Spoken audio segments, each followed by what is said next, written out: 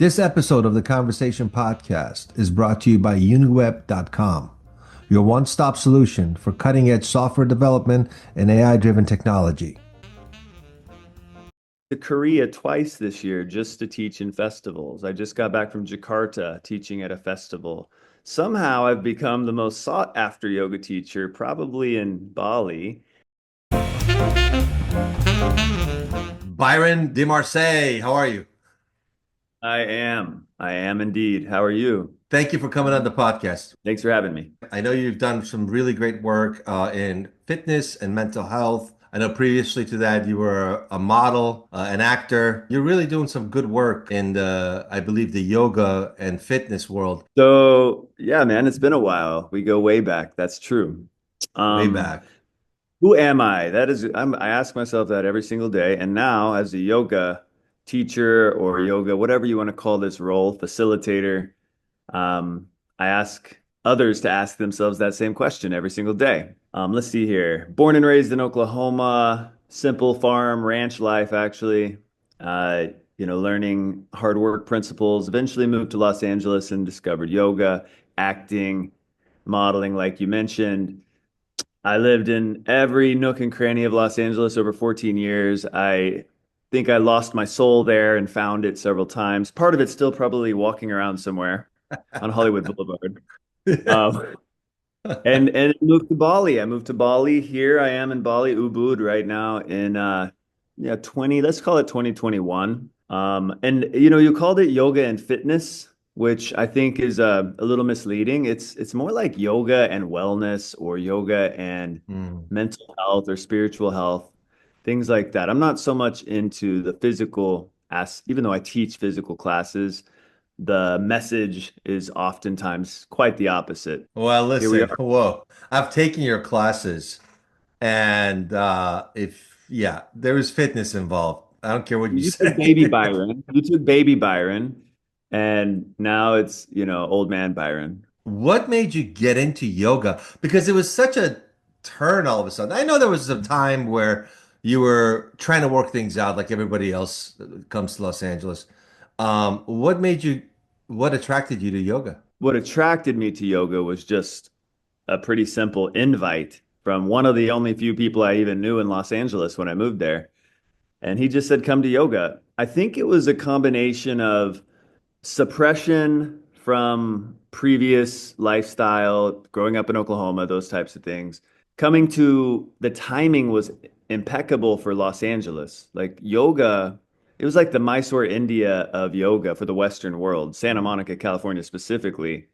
The demand of yoga was getting really high. The supply was basically one or two studios, and it was donation based. That donation system was really attractive because you don't have to talk to a front desk and be sold things, and you can just Right. show up anytime you want. But on a deeper level, it was changing the patterns in me so quickly. And I wouldn't have not known how to explain this at the time. I just knew that I needed it, especially getting into acting and around the time I met you. Because when I met you, I was exploring a whole paradigm of something I've never done before, which is be in front of lots of people and confront fear, people judging you all the time. And like you're obviously putting yourself in a position to be judged. So yoga basically paralleled, like if I didn't practice yoga, I didn't feel comfortable enough to be in those situations. So being in Los Angeles and like you said, finding my way and that kind of I needed yoga to help me cope with those transformations, you could say. So yeah, that's kind of how I got into it. And then you know what? It actually naturally spoke to the way that I already philosophized life. Something about me had already been a yogi in a previous life or something. Like, yeah, it was putting language to the way that I was living, or at least the way I thought people should live. But I was so insecure about it that I didn't own it.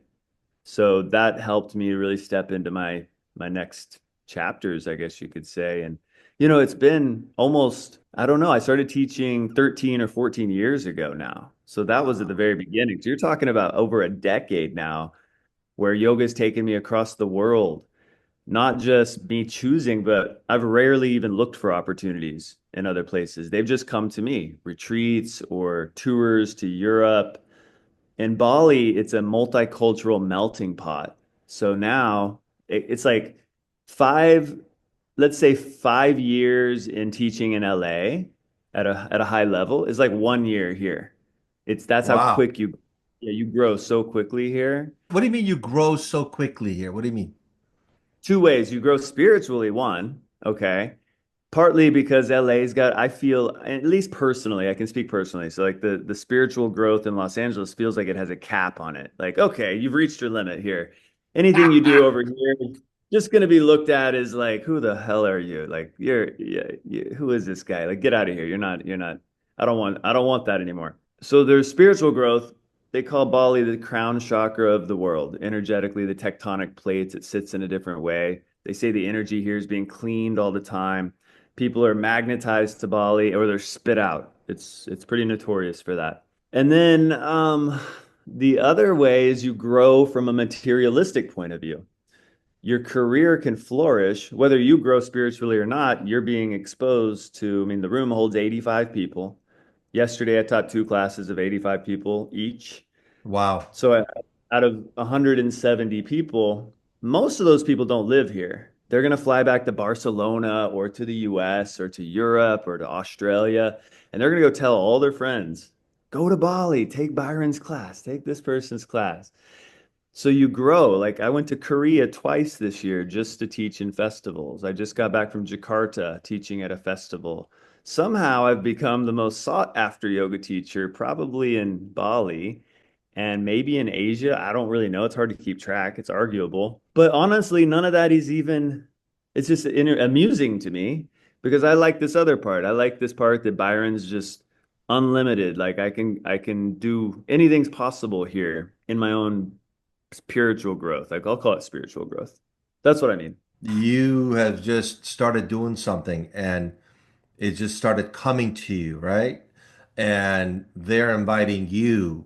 Well, there's a reason for all that. That's not accident. If you were some dipshit who don't know what the fuck you're doing, your heart wasn't into it, I don't think people would want you to be doing what you're doing. So, am I right? I mean, it seems right. It's sometimes, it feels like we're entering that territory where speaking about yourself can become like there's a fine line between my perception of myself and others' perception of myself. Let me digress for a second. So when you're teaching a yoga class, if you're in the middle, and this is like acting too, bro. If you're in the middle and you're not making an impression either way, it'd be okay experience, but you're not going to get the bigger opportunities that are out there. You really have to polarize the experience. You have to be yourself. We met back in an acting class, and that guy, Lewis, he was so good at that, making you be yourself. And that's really what I learned from that experience with him. And I just took that into my yoga teaching. So if you can be yourself in front of a lot of people, they know that you're being yourself. And they're like, something about them is like, I want to also be myself. I'm going to be around this guy who knows how to do that. That's a big part of it. I don't like to talk too much about myself. I asked you to come here and talk about yourself. So you That's need to true. talk about yourself. I don't want to talk about you because I could be wrong about some of the things that I believe in or what I see or whatever. So Yeah, I know. Holding back is like it's like there's 14 years here, It's like I just started with let's teach yoga. I love it. And then I went into like, wow, I'm in Los Angeles. That was the beginning. In Los Angeles, I'm around all these teachers who have reputations, kind of legendary reputations. How do I fit in with them? And then eventually, how do I stand out amongst them? So then you start to be like, okay, I can't leave town because I don't want to take too long of a vacation because they'll forget about me. And you start to build your classes up. And so you just kind of chop wood, carry water in a way. Yoga teaching is very much about an ordinary life, but living extraordinary through the ordinary things. It's just helping people to be very present, like to really enjoy the moment. So whether that's a conversation or connection with a human being or picking up a smiling child or how you deal with yourself when you have an injury or when you've had your heart broken. It's like all these little things that all humans experience. That's what yoga is really all about. How to how to handle those in a mature, responsible and way where you grow. And sadly, most cultures have suppressed our abilities to handle these things in the best way possible. You know, suppression of emotion. You're tough. You don't need to do that. You know, that kind of stuff is really taking its toll on people. So by the time they find yoga, they need the right kind of archetype. And by archetype, I mean human caricature of what they need. They need an Indian guru. They need a white dude from Oklahoma. They need this tough mafia looking dude. Whatever they need is what they need. So as long as you're not faking it and you're honest, you're a bit raw, you're a bit vulnerable, and you're consistent. And if you're consistent with all of those things, then you start to really blossom and grow. And then start to pick up things like flutes and you start playing flutes. You evolve as the years go by, you know, just like in the roles that you might play that are different in acting, you start to get more curious about how you can grow through teaching yoga. So I play the flute after class. I got the microphone that echoes and it is very shamanic. I've got a drum that I play. I've got essential oils and Palo Santos and sage. I've just got the whole setup, you know, so that it's hitting every sense from all the directions you could possibly imagine. And then the quality of the class, I really care about it. And like you mentioned, I have the fitness part in the beginning. I know a lot about the body. And I think that's a bonus for usually when you're taking a class from somebody, they'll be really spiritual, but not very physical, or they'll be too physical and have no spirituality, or they'll be missing like a musical element. It's kind of like people who are left brain and right brain too. You might be really good at dancing and rhythm, but you're not so good at like stillness or let's say a deep conversation, contemplative thought. So there's kind of like that's happening in the body as well. So like holding postures is very important because it builds strength. And your mind is also wants to escape sometimes. And so it challenges you energetically that way. Whereas moving, when you move, if you move in a rhythm, there's something about breathing in and moving and breathing out and moving. There's something about that that's very hypnotizing. But if you're erratic with your rhythm, it doesn't work. Inhale, do this. Exhale, inhale, exhale, oh, shit, you know, and then all of a sudden the class. So it's actually like there's a bit of a algorithm to this Mm. whole teaching, mathematically, you could say. The one thing that I have a really hard time with is yoga. I don't like it because it puts me in this really challenging position, right? I do love it, and I love the concept of it, but I Mm-hmm, just don't like the way, and this is some things I was talking to a director, action movie director, and we were talking about meditation and this. He goes, I don't meditate. He goes, I ride a motorcycle because you got to be in the zone. And he goes, mm-hmm, I work out, and when I work out, I forget about everything. And I mm-hmm, think I'm in that school of thought more than yoga, but I mm-hmm. really want to be in the world of yoga. But it's like playing guitar. I bought a guitar like 10 years ago. It's sitting in my closet. I still haven't played it. My cousin is a really great guitar player, and he's like, "Here, try this," and I just haven't done it. And I think yoga and guitar is similar world in my world. Yeah, I think I can say a few things about that. So the first thing that comes to mind is the simple thing, which is your teacher matters a lot, a whole lot, like more than other stuff. Like your basketball coach might help you win games, you know, that matters, but this isn't a competition. So yoga is a transmission experience. And by transmission, what I mean is you absorb a certain amount of knowledge from even from this, we're having a transmission experience. A really good movie, sometimes you might not remember, unless you have like a photographic memory, you might not remember every single thing that took place in the movie, but you remember you loved it. You remember the essence of it. That's transmission. Songs do that too. So yoga has that element that most people, before we get into it, we don't understand that. So if your transmission level is lower and you're not, again, it comes back to the vessel of like the Indian guru or the white Oklahoma guy or the mafia guy. If you're not in front of somebody who you can absorb the lessons from faster, then you might not like it. So that's one part about yoga. The other thing that stands out, which is actually a bigger topic, is that yoga is not actually a physical, there's just an element of physicality in yoga. That's just a small part of yoga. Yoga is actually just a small part physical. The physical poses are really just to move energy in your body. Just like when you take a run or you do exercise, it moves energy in your body. But the yoga poses are more specifically designed to find all the little corners of your body, all the little tiny aspects that running wouldn't get to, or lifting weights wouldn't get to. However, lifting weights and running helps. It helps to release energy. I mean, we wouldn't do it otherwise. So first of all, you got to go, what is yoga? Oh, okay. Yoga is more of a perspective of oneness or union. It's not something that exists outside of you, though. It's something that's already happening. You just have to shift your perspective to see it. How do you do that? Okay, here's some techniques. Focus, focus, focus. There's a lot of focus techniques there because we're so distracted. And especially in this day and age, we're more distracted, you could imagine, than ever. So it's like, okay, how focused can you get? Here's your breath. There's an easy thing for you to focus on. Just keep doing that. Okay, let's add some challenges. Now look at that spot and breathe. Okay, now reach your arms up and bend your knee and fucking breathe, So it's like adding on and on and on. But Interesting. essentially, all those techniques are just helping you to get more centered. Because yoga is like an ocean, man. It's so profoundly deep. It's like, where do you start?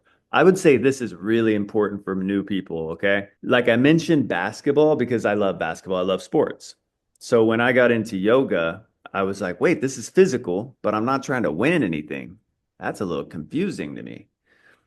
So I started to think about how do we help people like me back then see yoga the way that'll help them want to do it more. So yoga is more like food is the way I came up with. So it's like food.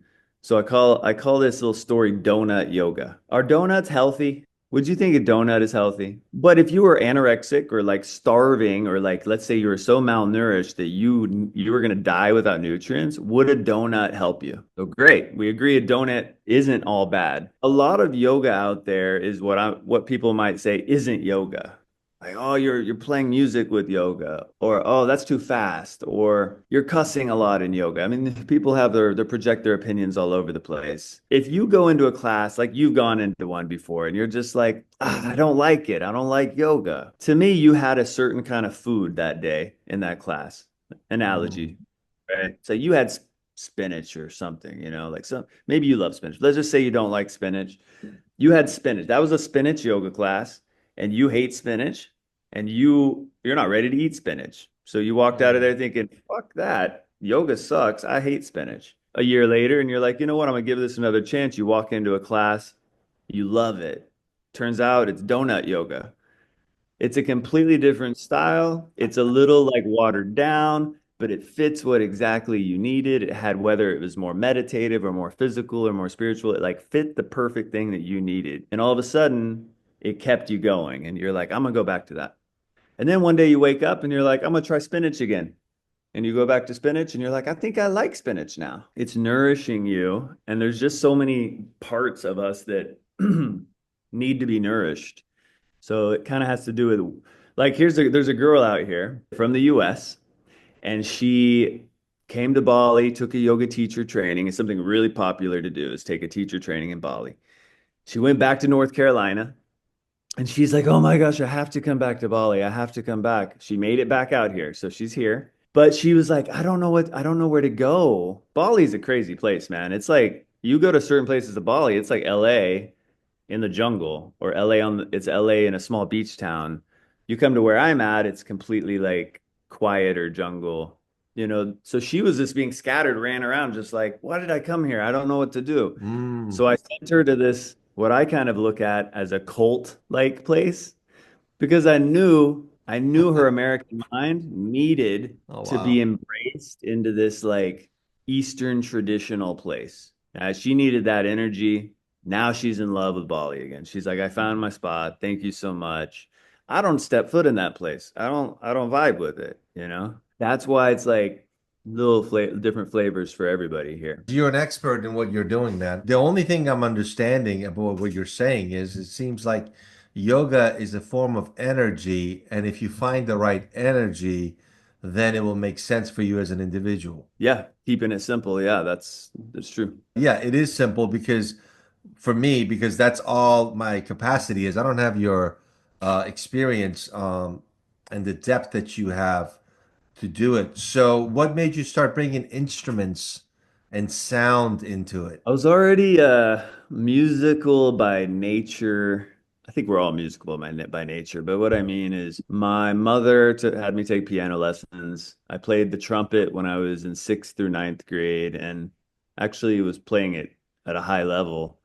But then I quit that stuff, played sports, had my heart broken, learned the guitar. That was mainly my musical experience. A lot of freestyle rapping, like rhythm, things that are kind of funny and silly. So my friend Paul, who lived in Bali a few years before I did, he used to live in LA and he made his whole signature trademark thing, the guitar. So you lay down, the final resting pose in yoga class is oftentimes called Shavasana. Shavasana, you lay down, you just absorb, relax for 5, 10 minutes, and he plays guitar.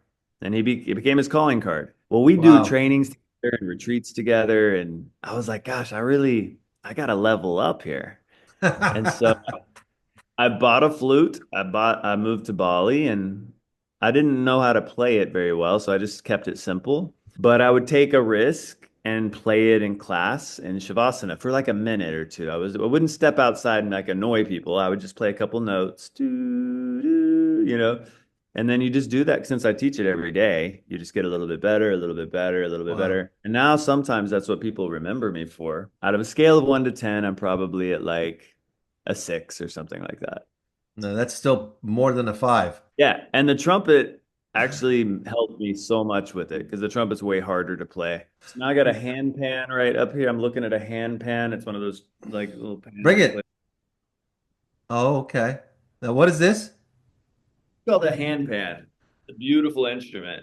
I think part of that, to be fair, LA, like I mentioned earlier, the spiritual cap, like you feel like you can't grow Mm. past. Some of Mhm. that's more just maturity. And I think you know what I mean when you just don't give a fuck what people think. When you get to that energy of whatever, who cares? I'm just going to do Yeah. this thing. So I moved to Bali, and similarly to when I moved to LA, nobody really knew me here. I could do whatever I wanted to. So I just started to become the person that I wanted to become again. Again. So, how many years were you teaching in Los Angeles? Like 9. 9 years. What made you pick Bali out of, you could have gone to God knows anywhere in the world. It's a combination of me picking Bali and also Bali drawing you in. But I did retreats in Costa Rica and Mexico and Fiji and a few other places. And I would partner up with Paul, who I mentioned, and we would do the retreats together. Once we put Bali on our retreat list, his girlfriend had already been to Bali and they were looking to shake things up. They lived in LA.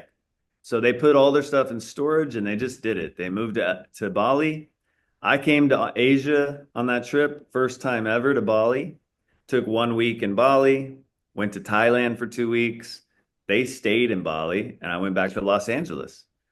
And then those next few years were just kind of head scratching, like, huh, I like my life. I love what I do. Paul's over here being like, man, I just got a job at this really amazing place. You should move here. And he kept on saying that, just in a way that I could. He's like, dude, if you came here, it would be an amazing collaboration. Like we could really do some special stuff here. And he kept saying that. And as you know, if you look at the timeline here, we're talking like 2016 to 2019. So what happened? We know COVID was about to happen. So I actually made the move right before COVID, technically.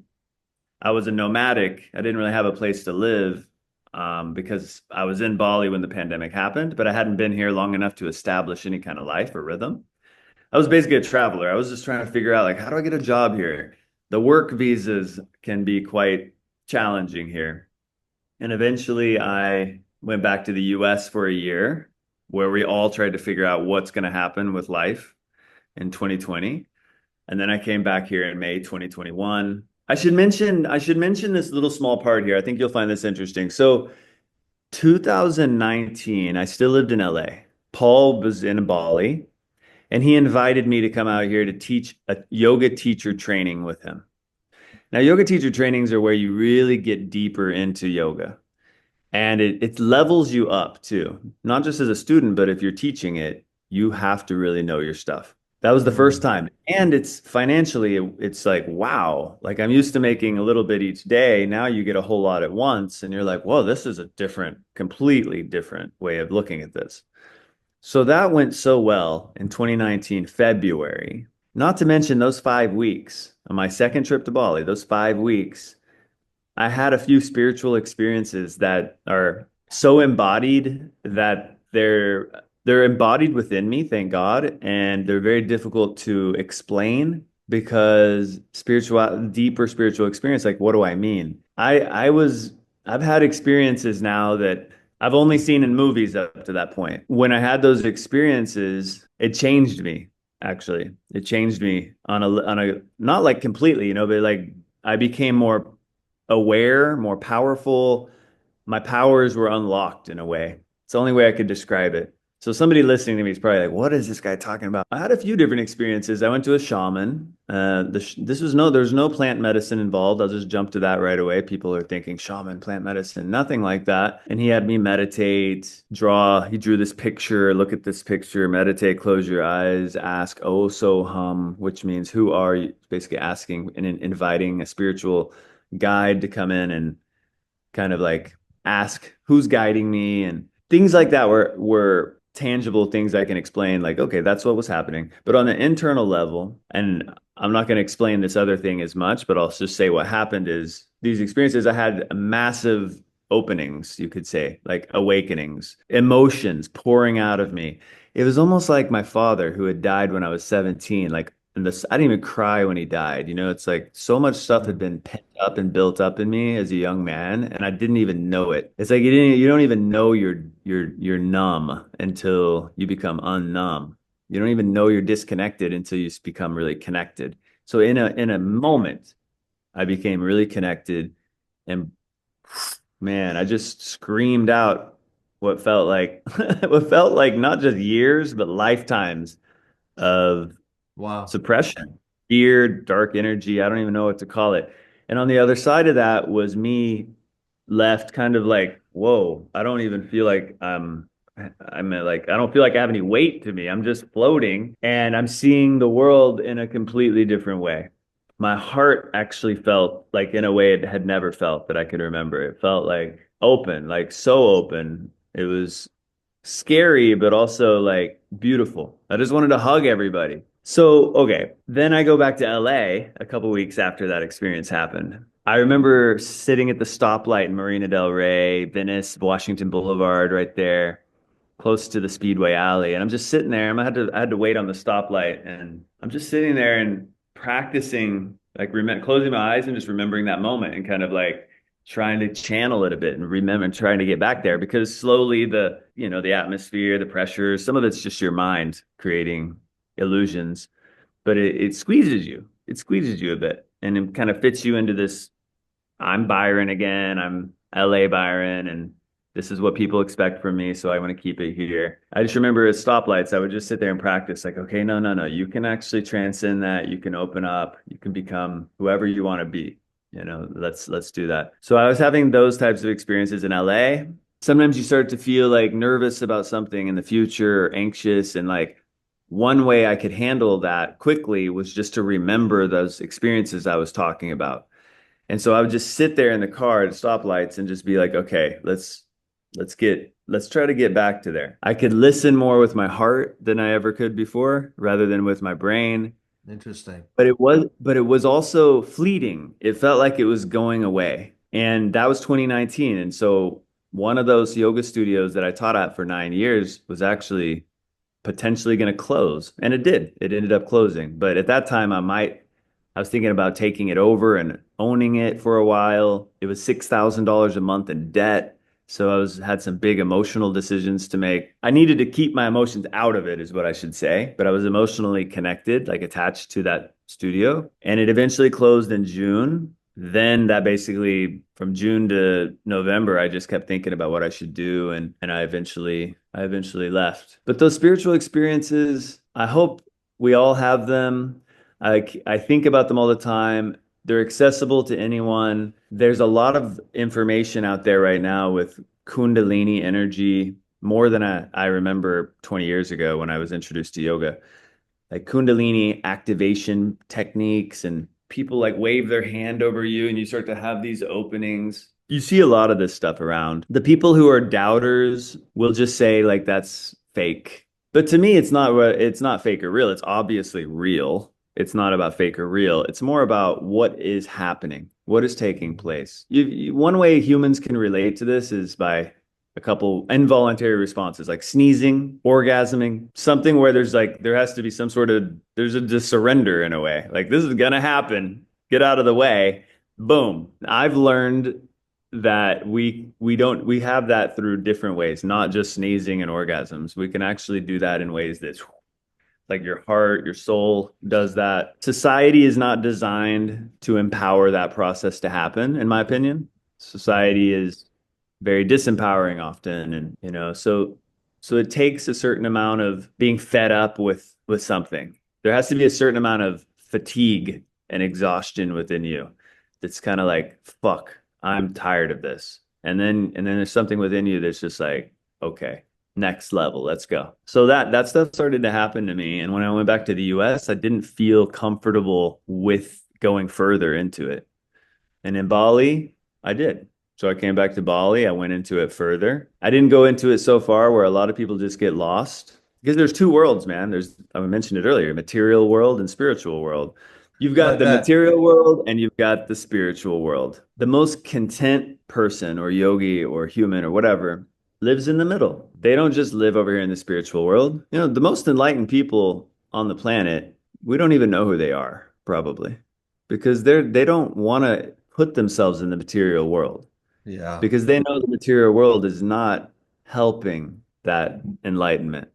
I think a few people have figured it out, but they don't do it by themselves because you got to be organized, you got to show up on time. There's a lot of things like that don't apply really like abide by. And I'm talking about like the two ends of the spectrum here. I'm not talking about like, oh, I'm a CEO and I'm also enlightened a little bit. No, no, I'm talking about like you're a monk, you live in a monastery or you live in a cave and you meditate for hours, or you're on the opposite end of the spectrum and you have no concept of anything but what physical matter is and like what bones are, and that like you're just as physical as you can be. And this goes back to like what I think the perspective is of me from teaching is I do live in the middle. I'm like a good bridge for people that are stuck in the spiritual where they're just healing themselves constantly and constantly, and then the people who like are just not even able to really, that's too much for them. That they look at those people and they're like, that's just what's ridiculous. I'll just make fun of those people because that's more fun. So somewhere in the middle there, it's like you can live in the world, you can still make money, you can still be beyond happy, just being authentic to yourself, showing up, discipline, boundaries, all these material things that you have to do in life, right? But you can still also meditate and practice yoga and pray and try to live a moral life. I'm working on that part. But that's, going back to like what is yoga? There's a lot of different people throughout many years that have gone through yoga, and a lot of them, the deeper spiritual yogis, were living a very moral life. There's something about a moral life that really cleans up all that little stuff like shame and angers and frustrations. And you don't have to even try to work on it. You don't have to go to your therapist and talk about it because you're living a moral life. It like cleans up all the little static and then you become more centered. And as you're more centered, you're more confident. As you're more confident, likely to help other people. And because yoga, you get the narcissism yoga or like the deeper, it's just all about me. It's all about me. It's all about me. But what about the we? So yoga, even though it starts with the you and then like you're getting into yoga, if it stays there, it doesn't lead to as much liberation as could happen. You can liberate yourself to a certain degree, but you're going to still feel incomplete in certain ways. So there must be more than just you. You got to grow beyond okay, you fixed this, you turned this around, you're no longer self-sabotaging yourself with negative thoughts. Great, good job. Now what do you do with that? And now you start to help other people.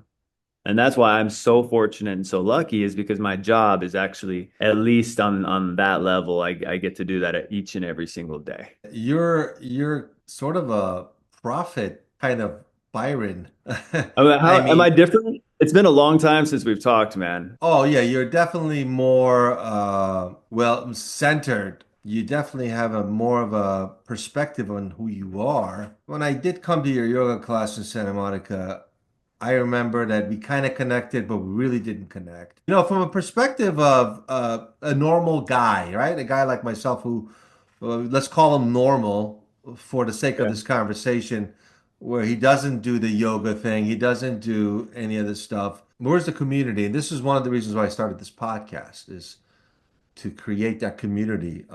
Maybe just for selfish reasons, but also connect with other people. And I think by talking to people, I've talked to a lot of different people from all walks of life, and it's been uh, quite an interesting journey, honestly. And everybody has their own vibes, everybody has their own energy, and the way they approach things. Some people are easy talkers, some people you got to pull it out of them. It just depends. But I think it also goes back to that experience that the individual has that is interesting to listen to. If the experiences are lacking, it becomes more of a let me show myself in the right light in this conversation so then I look good or I don't look bad or I get the message across. There's a lot of self-conscious, obviously, with people. People are self-conscious. I don't care what anybody says. From the biggest to the smallest, people are that. And it's not easy to be the yoga way, which is a spiritual way. And I think what you're talking about here is a nice balanced thing. I think bringing music in, like sometimes there's just music that moves you into a space that words can't get you to. There's moments where there's a song that I all of a sudden lock into a song. It's the weirdest thing. And I have these headsets on. I'm just jamming, dancing with this thing like I'm John Travolta, man. I'm going off. Just this releasing what you're talking about. And I think the pressures of society tend to make you shut down. Egos are something that is tremendous, especially in the entertainment business. Fear is something else that a lot of people have, including myself, and I'm sure you, I don't know, but I try not to be as fearful. I try to be more open, like you're talking about. But then again, you have this thing where if I did this retreat, it wasn't yoga. It was just like this weekend thing I did for 3 days. I think you remember it. I don't want to market that, so I'm not going to say what it was, but it was a collective gathering of a couple of hundred people for the weekend. Yeah. And Yeah. yeah, yeah, and after the fact, I realized a couple of things. One, boy, did I have an act that I was protecting. That's number one. We're talking 15, 17, 18 years ago. I was totally playing a part and I got really good at it at playing this part. And I realized after the weekend that, well, that was stupid. I shouldn't have done that. Wow, what a waste of life because at the end of the day, whatever part you're playing in your own mind for people around you, nobody cares. And the people who are, in your world on that level, which is probably a peripheral level, it's not anything deep. They don't really care. So when I went through the process and I went through the experience, which is similar to what you're talking about, I sat down and wrote the best screenplay of my life, which became Bus 657. Used to be called 757. I read it. I was one of the first people to read it. Tell me about that. It was Bus 757. It was based on my mother's P.O. box, which to this day is still 757. But tell me when Uh, you read the script. This is interesting. I read the script. You sent it to me. I feel like I was one of the first people to read it. You actually were one of the first people. And I just remember being kind of at first just flattered, just like, wow, I'm reading a screenplay. Like you said, I was like newer in my journey of I was late to the game for those people listening. I didn't, I was like very raw. I had a lot of talent though, could have gone far. It's never too Jimmy, late. that yeah, never too late. No, I mean I love what I'm doing. But that script was awesome. I just remember reading it like this is very good, but I didn't have anything to measure it against. So it was kind of hard for me to be like, how do you know if something's good until, like you read something else? But then you went and did amazing things with it. Next thing you know, I'm watching you, you know, and scenes with major celebrities and like I'm trying to remember, like De Niro, like right? Yeah. De Niro. Yeah. Oh De my Niro, gosh. Batista, Jeffrey Dean Morgan. Batista. Yeah, Batista. Yeah, man. Super proud of Yeah. you for all that. Thank you. But it's very cool to watch it grow and to become realized. Like that's super special, man. The connection of the world, I'm going to tell you right now. I was talking to Peter, who was in Lewis's class, but I think you weren't there when he was there. And you know Michael Hudson? You know Michael Hudson? You probably don't know Michael Hudson. Can't remember the name. Yeah, yeah, big football player. Kind of looks like Stallone, but not really. But anyway, and Peter was telling me that he was telling me he goes, "Yeah, man, I remember." And he's done some great things. He's a comedian. He's funny. You know, He's done some really good roles in some really big movies. But he's like this stand-up comedian, Persian guy who's fucking hilarious. And he said, "Man, I remember in class when you played this voicemail from Ray Liotta. He read your script and he was like saying all this shit about you." I said, honestly, I was like, God, did I do that? Like, I didn't even remember, you know? But because you're so like in that moment, and then so many other things have happened. But I kind of do vaguely recall that I probably played this for. And he goes, that moment made me realize that it's possible because the guy is standing in front of me is holding a thing from Ray Liotta. That had an effect. Although I had zero to do with his inspiration, I was just excited to, I guess, share this voicemail, right? And a little Mhm. footnote on Ray Liotta. I used to see him at the gym a lot, and one of the things that when I started going to that gym, I was like, I'm gonna get to know this guy. This it was fucking Ray Liotta. I mean, it was crazy. He read my script eventually. I was there for a couple of years, and then we became friends. And he knew some of the same people I knew, and that's how we became friends. And he read it, and he was like, he was a very hands off, like I'm gonna do a little Ray Liotta voice. He goes, "Hey Steve, hey Steve," like he just ball busting. Yeah, I'm not gonna hold your hand. I'm not gonna hold your hand. I'm just telling you. This is how. I'm like, okay, okay, calm down, bro. We were filming The Mortgage Guy. Remember that? Yeah, Was this yeah. around that time or after? Way after. So Yeah. the guy who came to the mortgage guy set was director George Gallo. Uh, That's right. yeah, who came down from he lived up the hill, and he's like, yeah, I'll direct the shit out of this. This is great. Anyway, 4 years with George Gallo, nothing really happened. He did a couple of rewrites, nothing happened. I walked away from George, and it's the minute I walked away from George, within a year, I made the movie. Amazing. He was holding me back, and nothing against George Gallo. I love his movies. Midnight Run is by far the most awesome movie. Actually, you see De Niro right here, right? Yeah, I see Um, it. uh, I asked De Niro to sign a Midnight Run poster for me, not a Bus 657, but a Midnight Run poster. Um, because that was a special movie for me. Where my dad and I did a road trip across the country. Every time we checked into a motel or a hotel, Midnight Run was on television, and it was two guys traveling cross country. So it really stayed with me, having that experience with my father, and also seeing Midnight Run. So when I got to make the movie with De Niro, I was just like, could you? And I told him why I'm asking him for Midnight Run post. I bought the poster. I said, can you sign this? And sure as shit for Christmas, he signed it and he sent it to me. Amazing, man. Yeah. No, I was just gonna validate you and just acknowledge it's just so cool to because it's been like a decade, I feel, since I've seen you, man. I don't even know. So to this like hear the stories, but see the pictures before I've kept up a little bit with you. It's Yeah, just really yeah. cool just to look at all that. I was like, man, this guy's gonna fucking blow up and take off, and you did. And then And COVID happened, COVID crisis and happened, stuff. but we're back on track with a lot of things, and creating this community has been quite helpful. But all that said and done, what you did was you did something that felt right. It felt right to get into yoga. It felt right to go to Bali. It felt right to be where you are today. And that to me, not everybody has the courage because of fear or whatever else it is to do what you did.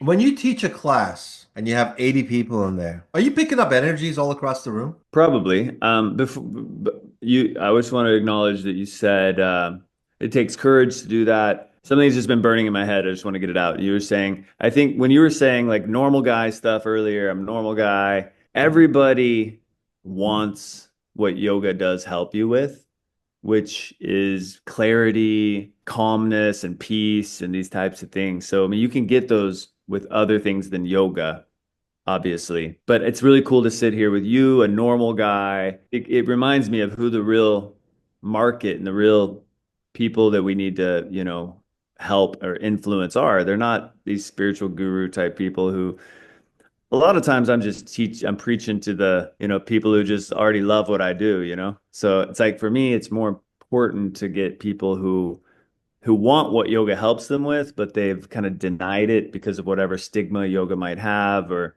the accessibility is not there for them. But yes, so I just wanted to say that first. Even recently, I was saying in class, all right, welcome to yoga, everybody. Welcome to class. So in here, we have no roles. You don't have to be the role that you're in, even man or Mm. woman. You can put that aside for now. Whatever you identify with. You're a director, you're not today. You're rich, you're not right now. Whatever role you have, just put it aside. 90 minutes, here we go, whatever the class is. So I love that you said that because of that mask thing. It just seems to keep coming up, right? You said you were playing a role and like and when you went to that seminar thing. When you teach a yoga class, the way I do it, and I believe one of the ways I've become more popular is there's people who say that I channel. I don't know if I would have called it channeling, but I've even had channeling experts come to me and say, you are channeling and you're guided by, they'll even go in detail. You have this masculine guide and this feminine guide. I'm like, interesting. I don't know. I don't know how to process that. But I do know that when you do something over and over and over again, you get really good at it. And then if you stay curious and humble, you might even get innovative within it. You don't just stick and do the same thing every time. You actually stay open during that. So now I can walk the people through the physical stuff, literally eyes closed. In fact, Wow. that was one of my inspirations for the way I teach was I had a hard time listening, not hearing, but like processing in classes when I was new. This is like back in 2005 or whatever, back when I knew you. But I realized like I would really, once I started to learn how to listen in a yoga class, I realized I wanted to create that same experience for people who took my class. So I started to pay attention to my words, how I spoke, not too much. Listening to them as I'm speaking, I'm like, that didn't work. They didn't hear me. Something was wrong. Maybe I need to speak louder. Maybe if I say this different adjective or this different verb, okay, what's working, what's not working? And then you just show up every single day, chop wood, carry water. You start to get really good at that. So I got kind of obsessive about blindfolded, not literally blindfolding yourself, but imagining as though you had a blindfold on and you could still take a yoga class. So I started to be as clear as I could be, and I just kept doing that. And then eventually the channeling thing came in. And I think that came in because I became so sharp. I'd sharpened my sword so much with certain little things. With most people just focus on those things, but I'd sharpened my sword so much with those things that now I could focus on a whole nother thing. And that is my knowledge base. Like I have a deep Mm. knowledge that I didn't even know I had compared to a lot of other people. It's because I love books. If the right person tells me to read a book, I will read that book. I don't just read any book, but if somebody I think is like where I want to be, I will read that book. So I started absorbing knowledge and law of attraction or Eckhart Tolle Mm. power of now or Sadhguru's inner engineering and then kind of philosophizing and nerding out in my own way of like what I think about that on top of it. And so over years of doing that and never really talking about it, yoga became a platform for me to discuss my own inner Mm. thoughts out loud on top of a filter that you trust. So you have a filter, I have a filter, we all have a filter. Some people are completely unfiltered, and those are the people that usually you'll get in trouble if you're unfiltered. You'll say something out of line. But I trust my filter enough. Well, I might offend somebody here and there, but I keep my filter. I don't hesitate too much. I still say what's on top of mind, and I really trust my filter. And that I think is what people call channeling. Without thinking too much about it, what's coming in? What's the message today? What's in the in you said do you pick up energy from other people? And the answer to that is through words, it's a little hard to explain. I'm trying to communicate. There is always energy in the room. There's Mm, energy everywhere all the time. Am I picking up on it? Probably, because people often say that I said exactly what they were thinking. That mm, happens all the time. And I don't oftentimes know why I discuss the things I discuss. And so mm. I can only assume that if somebody thought about it in the room, that must be where I got it from. It's a little hard to grasp, you know. It's like whatever you're going to say, I'm interested, but it's one of those things where it's like I don't even understand exactly what's happening.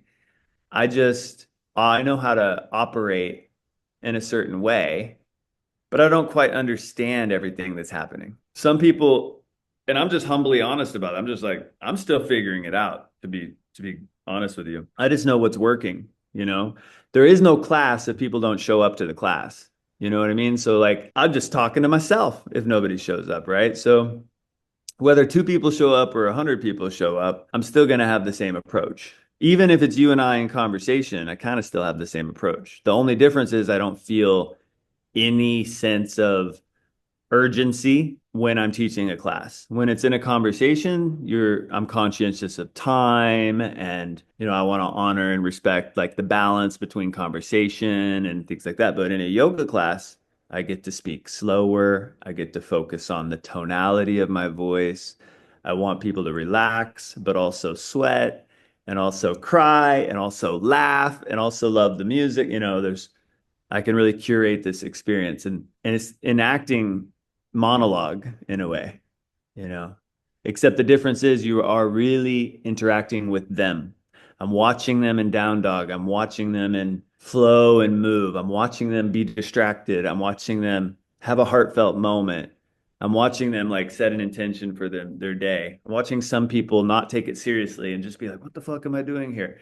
Which cues me to speak to what I see. Like, hey, really close Mm. your eyes, get centered, take this moment seriously, or don't. Up to you, your time. And people feel it, man. If I look at somebody or I'm thinking about them when I say something, it seems to hit them.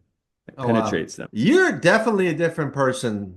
We can Yeah. go on for another 3 hours, man. I should No, no, no. mention one more thing before we go, because a big calling card of mine has been something that was created about 2.5 years ago, maybe 3 years ago. It's a new style of yoga that I created, and I call it empowerment yoga. And it's actually, to keep it simple, it's like therapy, yoga, and like say coaching or something all together in a class. And for the viewers that are interested in like kind of the way it's broken down, you know how you go to a class and you're all facing the same direction, and you all do the same things and all that. You're all doing the same things. This class, I invite people to not do what I say. I say, this is called empowerment yoga. Empowerment means to choose.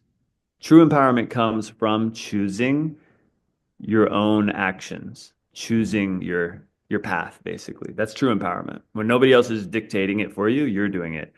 So as you show up to this new class today, you have a journal or a piece of paper. I'm going to ask you questions throughout this class. I'm also going to guide you through a yoga class that you're used to, but I kind of hope you don't follow it. If you want to sit and meditate, if you want to take a nap, if you want to journal and write a book, some people literally write scripts in there, that kind of energy.